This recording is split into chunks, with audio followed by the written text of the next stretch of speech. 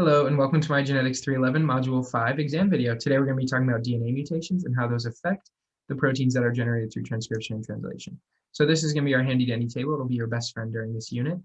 So this is going to be used when we're doing translation. We're translating the base sequences into proteins. So we'll see that later on. So transcription is going to be turning our DNA into an mRNA molecule. So our RNA polymerase is going to read our template strand in the 3' to 5' direction and generate mRNA in a 5' to 3' direction. So as you can see down here, this is our mRNA transcript, and we're going to move on to translation in a second. So one thing to know about mRNA transcript is that it's going to be very similar to the coding strand. The only difference is that it's going to have T's replaced with U's. So all the T's in the coding strand would have U's in the mRNA. So for translation, we're turning these base sequences into amino acids. So we're going to start and look for our specific start codon, and that's going to be AUG. As you can see down in the table, that says start. MET is what that codes for down here. So we're going to keep doing this all the way down until we hit what's called a stop codon. We're going to do these 3 base sequences, which are called codons, all the way down into our stop codon. And so our stop codon basically cuts off our protein chain. And there's 3 codes that they can be, but in this case, it was UAA. And so that ends the translation process and leaves us with our protein. So for mutation number 1, we're going to talk about mutations and how they affect protein structures.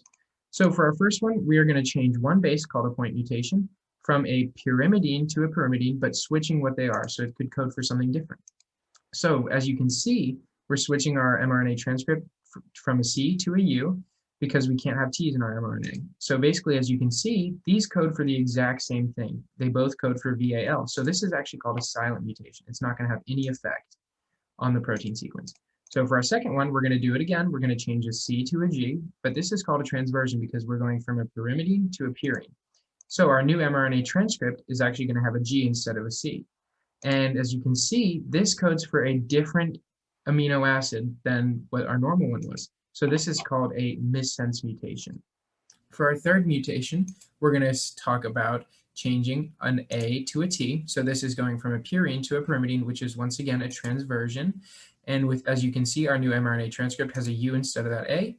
And as you can see, UAG, if you look on our table, actually codes for a stop. So we're prematurely stopping our translation from happening.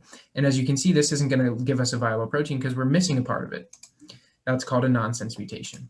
So for our fourth mutation, we're going to do one more time. We're going to change an A to a C, which is a transversion, changing a purine to a pyrimidine. And our new mRNA transcript, as you can see with the C in here, it actually changes our stop codon to something that's called a read-through mutation. So it's getting rid of that stop codon, which is going to cause us to continue translating even when we wanted to be done before because of that mutation. So that's called a read-through mutation. These are my transcripts and my references. Thank you for watching.